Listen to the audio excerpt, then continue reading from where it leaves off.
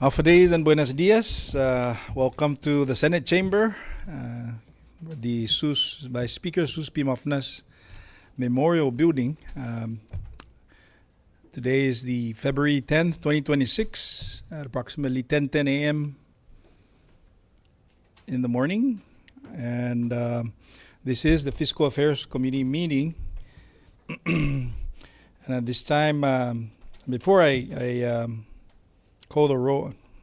Okay, I would like to call this meeting to order. But before I proceed with the roll call, Fernanda Malaguzube recognize the clerk to please effectuate a call to ensure we have the quorum to proceed with this meeting. Senator Ronnie M. Cabo. Present. Senator Manny Gregory T. Castro. Estiga. Senator Francisco Q. Cruz. Here. Senator Jude U. Hofschneider. Gege. Senator Karina L. Magofnia. Senator Donald M. Manglonia. Present. Senator Paul A. Manglonia. Mr. Chairman, 5 members are present, 2 members are absent. With 5 members present, we have the requisite number to proceed with this meeting today. We have a quorum to proceed with this meeting today, and at this time, I would like to entertain any member to offer a motion to adopt today's meeting agenda. So moved. It's been a motion offered for the adoption by Vice President Donald Manglonia, and do I hear a second? Second. It's been seconded.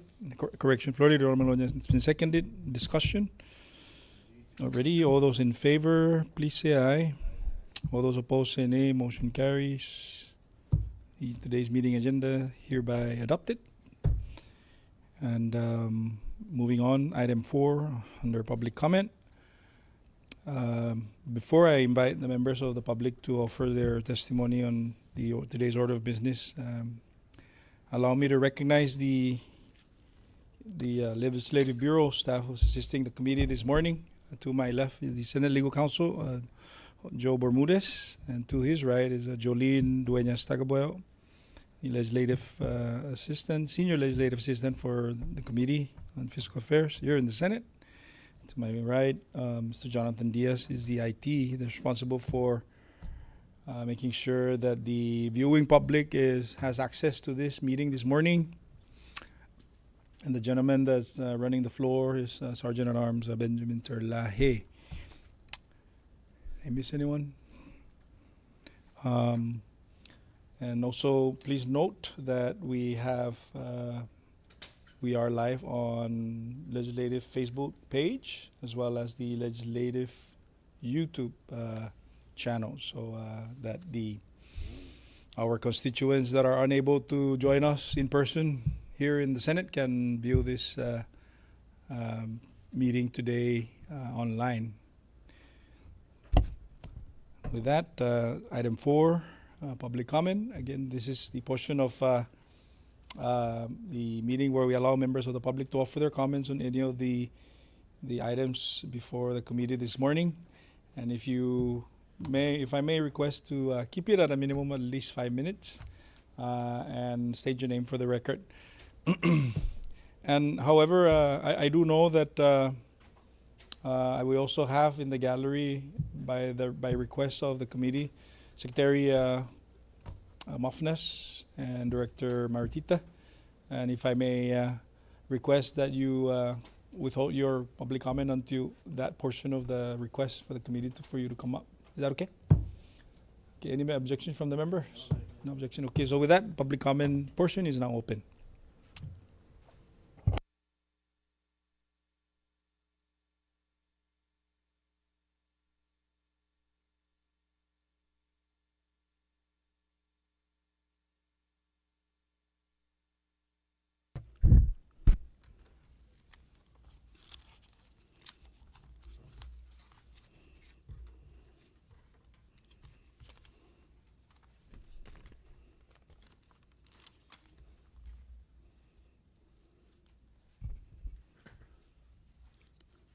Good morning. Hoffaday, Chairman Jude, Hofschneider, and Honorable Senators and staff. Good morning. Guahu Siliana Sablan, Mangloyan Sablan Hofschneider, Kumu Ugehe Lui I Matua Council for Native Chamor Advancement. Gaigizu Talo Pogo Guini, Sagwa Mansen, importante na Oktu, Mangagi Gini Gipisun Mizu, ni Parain Atan, Dapen Ebalua, ko makahit na estigi siya na Oktu, adadahi I Fengkas, Zani Tauto, Pare Tauto Tagini, Kitano, especialmente Tototano.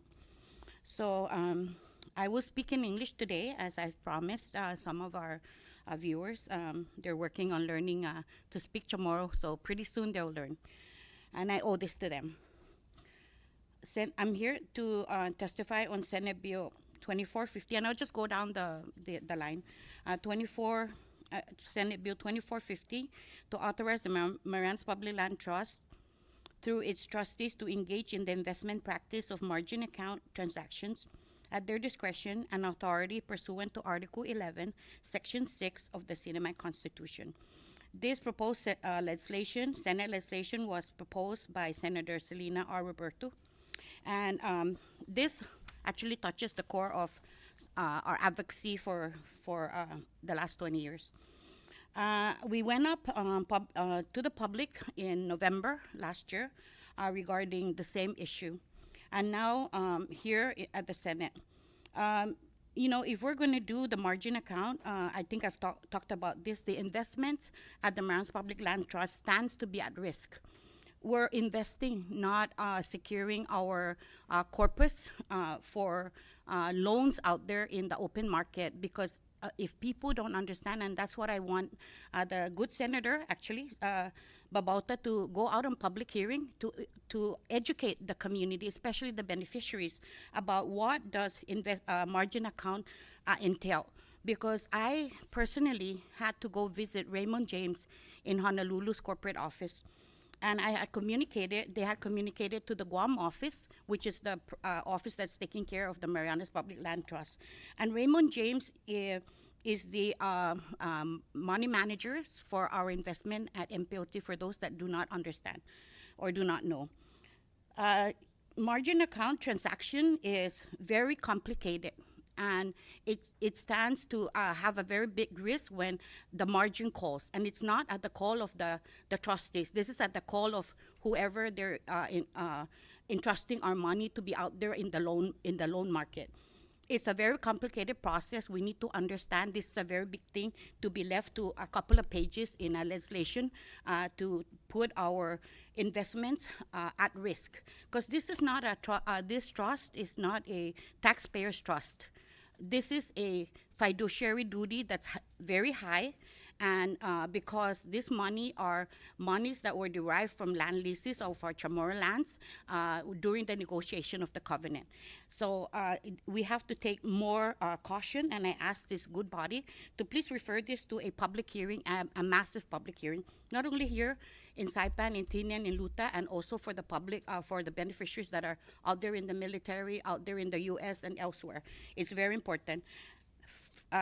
More importantly, Raymond James has never communicated back to us, because we needed to have a back and forth question about some of our concerns when we issued it, we addressed it in Honolulu, because the Honolulu office cannot answer for the Guam office.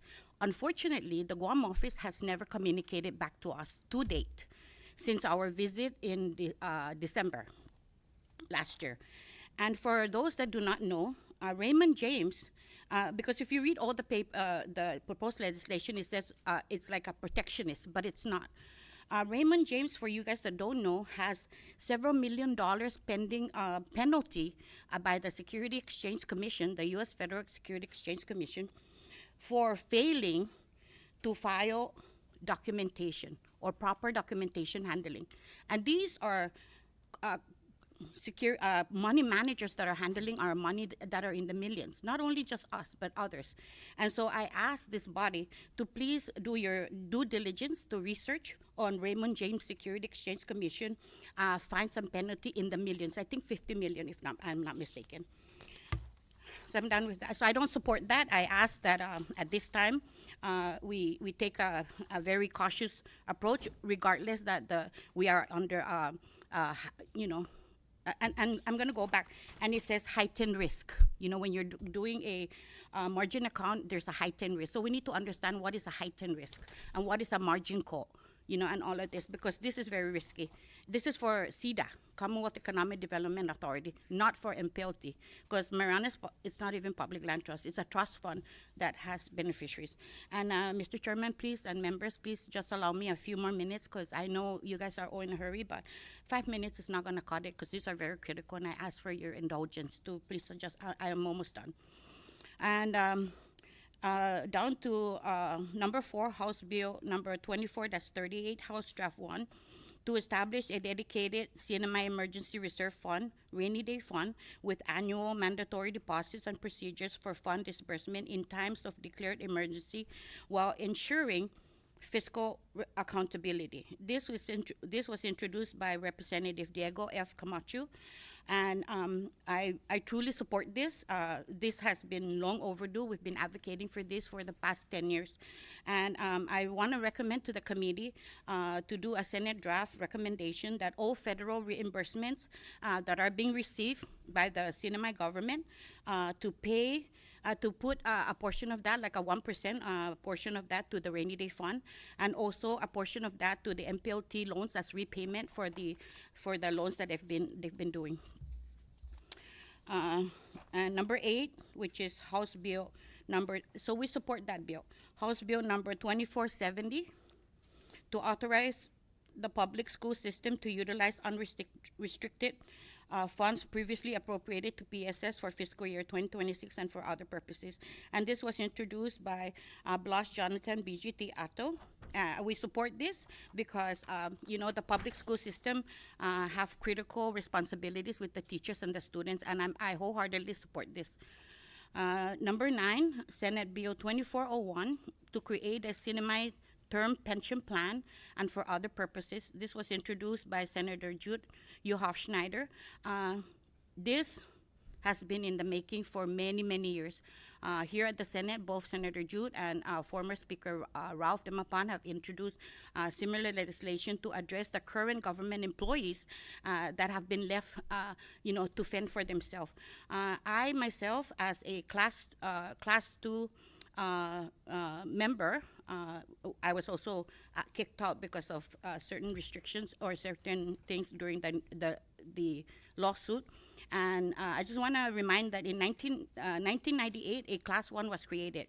And after that, the whole retirement fund was in decline because they started venturing into what MPLT is trying to do, getting into house loans, into investment managers that don't have prudent trust fiduciary for the beneficiaries of the trust fund. And so I also ask that, you know, the members and Senator, the chairman, that please look into this and address this and support this, because, you know, there's a lot of government employees that it's unfair that they be paying for certain pension, but they're not being taken care of. So we wholeheartedly support this. Senate Bill 2427, to amend 1 CMC Section 8390 to allow the settlement fund to adjust benefits to reflect the correct calculation forward and authorize waivers of overpayments or retirement benefits and for other purposes. This was introduced by former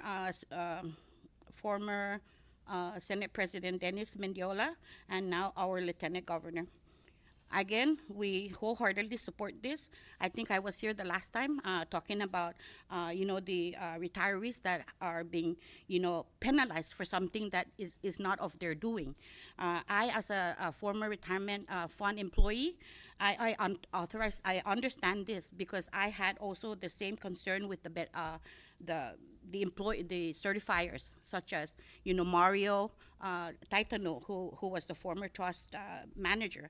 And then, you know, this bill supports that to please stop penalizing the retirees now that they have served their time out. Some of them have passed away, and now the beneficiaries have to deal with this. And then their current manomku manomku, and they're still, in fact, they're losing weight. They're having health issues because, every time that they go to, get their payment from the pension, there's hundreds of deductions. Some of them don't even have a lot as a pension. And so this is actually a moral and ethical obligation for this body to address immediately. And we wholeheartedly support that.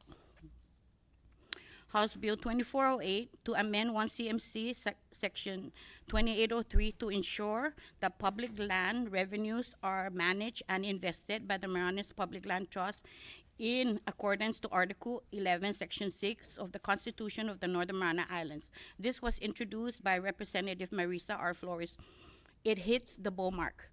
Yes, the Department of Public, so the essence of this bill, for those that do not know, is what this bill calls for, and we support this bill, is to ensure that whatever monies from leases and fees that is being received by the Department of Public Lands gets transferred immediately according to the law at the annual every year to Marianas Public Land Trust, so that they can continue to invest those monies instead of putting it in a TCD at some bank or reserving certain amount for a project that's not even there. And besides, they're not even doing any homestead distribution here. There's 1,400 pending homestead application that are dated back to 1990 and are all chamorro.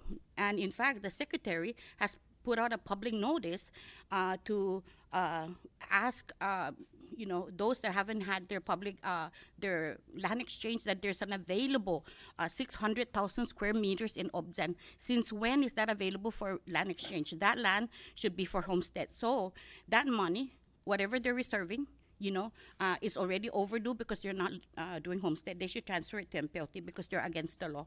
And I ask this body that we need to take a step back, take a deep breath, and start looking at what are the bills that we're introducing, in the past 10 years. Is it really benefiting the beneficiaries? Because a lot of beneficiaries are leaving. They're going elsewhere to find life. A lot of them are lining up at food stamp. A lot of them are lining at NMHC. And we are also victims of that. So I wholeheartedly support this, and it's long overdue. DPL have no business holding back millions of dollars in some trust account because it's against the law. And, this body cannot allow to continue that. So that's my testimony this morning. But in a nutshell also, there are several bills here, like House Bill 2451, for the Dear Linar creating a revolving account. I want to also recommend that 1% of that will be transferred to the rainy day fund.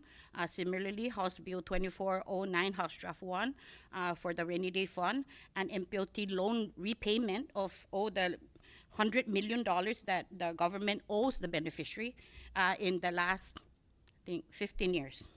So that's it, Mr. Chairman and members of this honorable body. Dispensa kung na dididio aksa bosu sa magay na no guanabay na anafan impitu iristenta alili izi an matugi legislation ni za maatug isanalom actually the magay ni zi masangan Amerikano, the devil is in the detail.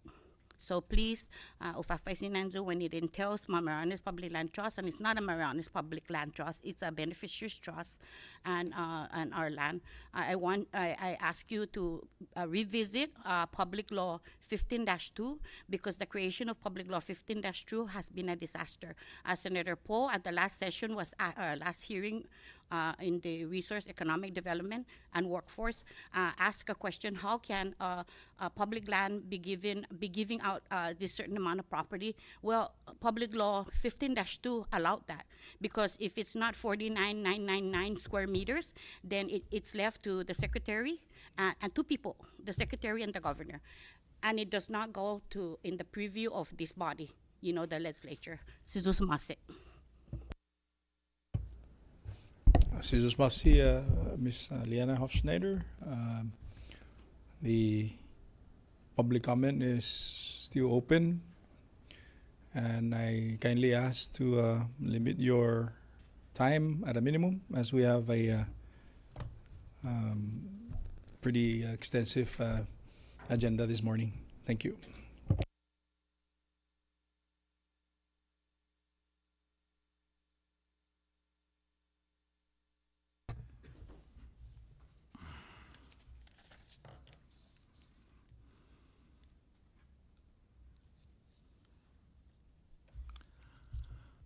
Um,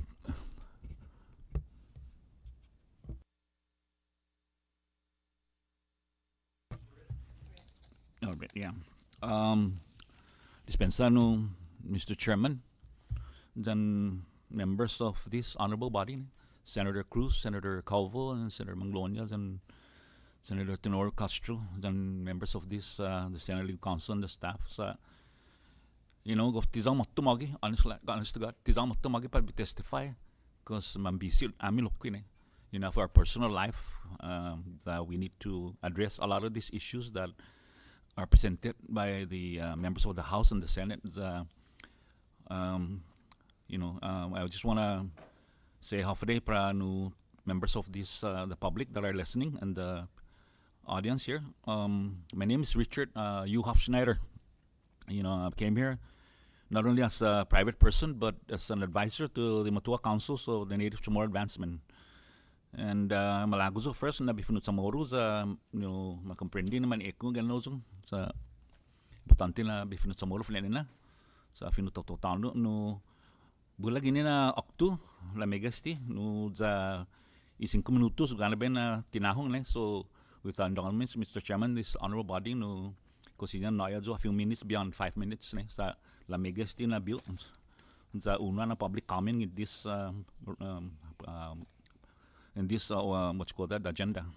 Anyway, first of all, I want to good morning to everyone who can understand English. And first of all, I want to go down to the new business, and I'll go down the line so I do not miss my thoughts and my comments. First of all, this is Senate Bill number 24-49, offered by Senator Selena R. Babalta.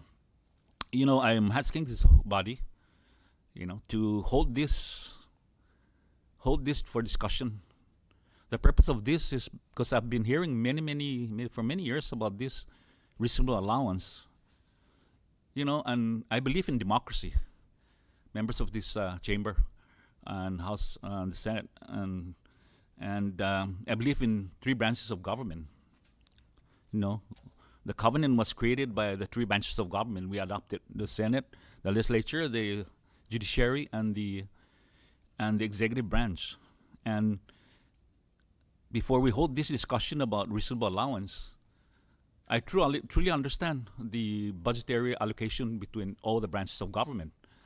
Number one, there's no what's called that constitutional limitation on budgetary allowance to the executive branch. Number 2, there's no allowance, no budgetary constraint to the judiciary branch, from my understanding. The legal counsel can correct me. But I've been here many years when I was a staffer at the Legislative Bureau when this constitutional limitation was put on the legislative body. And it perplexed me for many years. As Dr. Bazo, why this body, which has very strong constitutional responsibility, from appropriation to investigation to on, and their salary, members of the Senate and members of the House. You guys, members of the Senate, you work basically 24/7. And it's not because my brother is the chairman of these fiscal affairs. I've been arguing this for many years. But please, my recommendation about this, for Senator Babalta, is before you pursue this, I know it's election year, and I just want to relax and try to get this to the public. For those of you who are against and are mocking sometimes the legislative branch, I am tired to the public, you know who you are, for mocking the legislative branch from the House to the Senate. We vote for all of these guys, to all of you. The first thing we do when we have problem, we call the senators, we call the House. We don't call the board of directors of CDA. We don't call the NMHC trustee for medical referral. You know, so this issue here is, I recommend that I ask this honorable body, anyone of this honorable body, the chairman and the members of this committee, is to ask the certified question to the judiciary, because this is a political year, and ask them, that's the now the two judiciary, two justices, and now the new appointee, the presiding judge, Naraha, the good judge, to answer this question. Is the constitutional limitation of this body that was done by members of the House in many, many years just to strangle? My point of view is they want to strangle Tinian and Rhoda and many more. There's unconstitutionality of this. I believe that there's unconstitutionality of this constitutional limitation. So ask certified questions. So once and for all, we lay this to rest. Because I remembered when I was working for the Senate, I remembered when the senator from Tinian and good people from Rhoda, the senators and Saipan, I believe they almost have a $500,000 budget in their budget. And they hire so many professionals. And they do a great job. You guys are doing a great job in these difficult moments. I'm not saying you guys are not doing a good job. But for the salary you're being paid now and the mockery out there, I know who you are. I don't want to mention, but you know who you are out there. Stop it. Please stop it. And let's focus on this and have the judiciary answer once and for all. And for the good Senator Babalta, please support this certified question to the judiciary. And then I'm going down to the number 2, Senate Bill 24-50. I oppose this, I oppose it 100%. You gotta shelf this and have a oversight on public oversight, not an informational committee. Have an oversight on this MPLT from Tinian, Rota, Saipan, and please go abroad. Go to Guam. Go to Hawaii. Go to the continental United States, California, Texas, and ask those beneficiaries what do they think about our investment for the past 20 years, 30 years, 40 years, because everyone is suffering now. The economy is down. And it's it's a lot of work for a lot of you here. But I pray that you guys succeed to overturn this economic downturn. So I totally oppose this and have an oversight hearing on by the MPLT, DPL, and go abroad and do more public hearing. And I'm gonna go to House Bill number 24-30, Senate Draft 1, introduced by Dinita K. Yamtimay. I wanted to before this member of the Senate support this, I'm recommending that we abolish the Sinamay Cannabis Commission and put it directly under the Department of Commerce, and let the Department of Commerce with its directors handle this. So we don't have any more of a lot of this commission versus whoever's in charge with this enforcing this and regulating this cannabis industry. I'm going to go down to House Bill number 24-38, House Draft 1, to establish a dedicated Cinema Emergency Reserve Fund, a rainy days fund. I truly support, and I thank Diego, Representative Diego Camacho from Precinct 1 for introducing this, and I support with recommendation. I truly support. There's one recommendation, is he wants $1 million out of the general budget, general revenue budget, but we should put more. Couple of $1 million into this emergency reserve fund, and put it so maybe we need more of these studies, but have the legal counsel and the staff work on this. Maybe create into a trust fund, some sort of like that. And also, I want to propose for an amendment that make sure that Tini and Rota Luta have a guaranteed portion in case of emergency, so they're not disregarded from the executive branch. A lot of times the executive branch, similar to President Trump, a lot of the national politics are complaining about President Trump too powerful as an executive power. But, that's how the democracy works. But we need to have a guarantee for Tinian and Rhoda. So you guys, the representative from Tinian and Rhoda, you have a say-so in this emergency trust fund, before it's disbursed in case of emergency. And also, I recommend for Tinian and Rhoda representative, I truly recommend, and as Rota delegation and Tinian delegation, to support having a rainy day fund in your own municipality. From all the revenues generating with your own municipality. I remember Chairman of Schneider when many years when they have this municipal council and the Tinian Casino was raking in millions of dollars. I remembered one municipal council member supported to create a trust fund.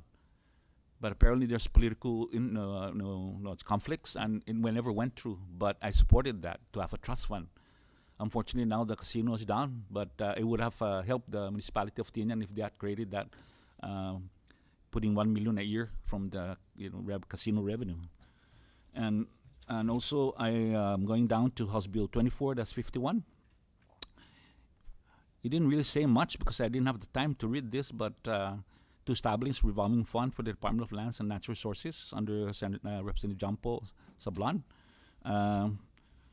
If it's helping the natural resources for, the betterment for the fish and wildlife and the wildlife, and then preserving a lot of this indigenous hunting area and fishing area, then I support this. And I'm going down Rich, to Spesano, lastly, Pinafano ta nafanodon sa gingwamas. The more comments just submitted through the email to the staff so that we can move forward. Just give me a minute, Chairman Schneider. I support the House Bill Senate Bill 24-27. I want to make sure that those diaries are taken care of. And lastly, I support Senate Bill 24-26, which is your bill, Chairman of Schneider, for Tinian and Rota municipality have say-so in their grants application, so they're not left out. And I support Senate Bill number 24-01 to create a semi-term pension plan. I'm a class 2 retiree. I mean, a class 2 supposed to retire, so I want to make sure that my situation is amended so I can be counted in this term semi-term pension plan. This is very important for the current employees and those individuals that were not caught into the creation of the settlement fund. And lastly, just the last one, I support the House Bill 24-08, House Draft 1, Marisa Flores. Definitely that's very important. And I support Senate Bill number 24-25, your Chairman, your thesis of bill. This is very good for the small business and for the Tototano in Mansumoro there to be supported, because a lot of our businesses, small businesses, are all foreigners that came here, and they're basically taking over our small business operations. Sisus Masi, I'll be turning in a short summary of those support comments that I have. Okay, thanks, Jesus Masi.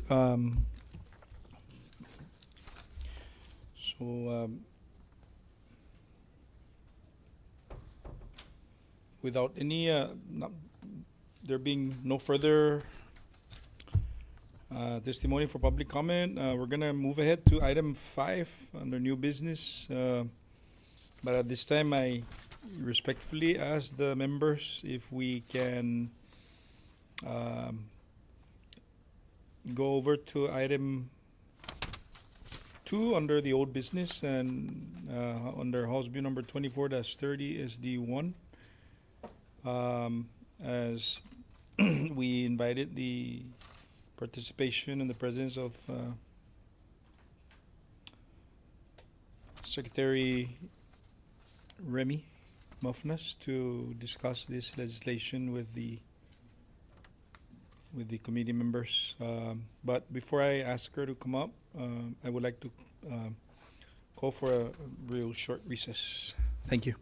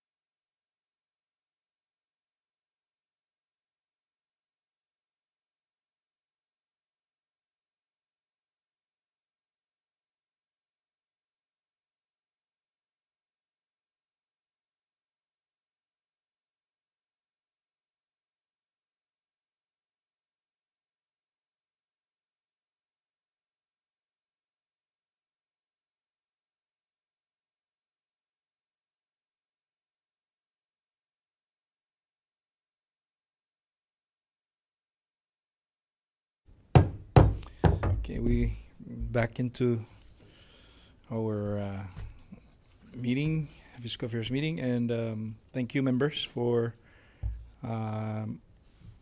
moving ahead to discuss House Bill number 24-30 SD1 as it appears in the committee. This time, right now, Sarge, can you please accompany the Secretary of Commerce and Director of ABTC to the floor as the members wish to discuss further House Bill number 24-30 SD1. And just to kind of give the viewing public and for us to refresh our bit of history on why we have commerce here today is the governor issued an executive order number 20005 or 2025-005 and essentially placing the Cannabis Commission over to Department of Commerce. The way the process is that if the members of the legislature on both houses rejected the EO, then the statute remains intact. However, it appears that on January 16, 2026, the Senate did rejected the EO, but it did not do the same for the House. So therefore, the EO prevails, and now it's under the watch of the Secretary of Commerce. Which brings us to this morning, Secretary Remy and Director Maritita. Thank you for joining us, and I suppose you saw that legislation, no, E24-30. There are, although on record right now, the committee is set to dispose it with the full board, presenting it out to the session as a Senate Draft 1. There are some questions that members wish to pose to you and to get more guidance and whether or not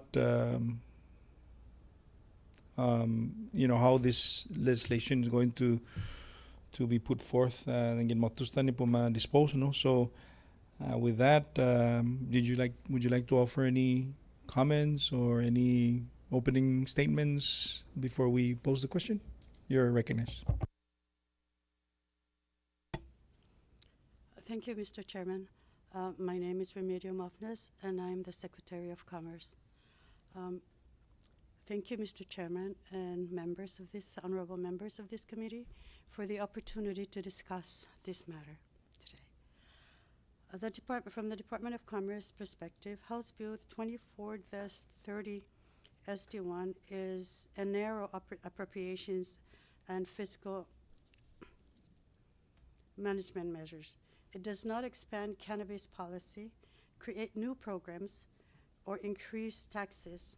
It simply provides a lawful way of fund existing regulatory responsibilities using cannabis-generated revenues already set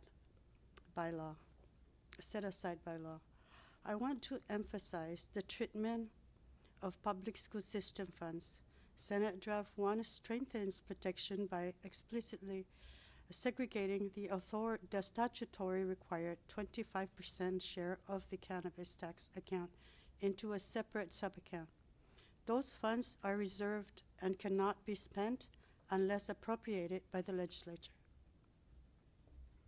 Since the bill was introduced, Executive Order 2025-005 has taken effect, consolidating cannabis regulatory functions into the Department of Commerce Alcohol, Beverage, and Tobacco Control Division. While the Senate voted to disapprove the order, the House did not act within the constitutional review period. As a result, the order became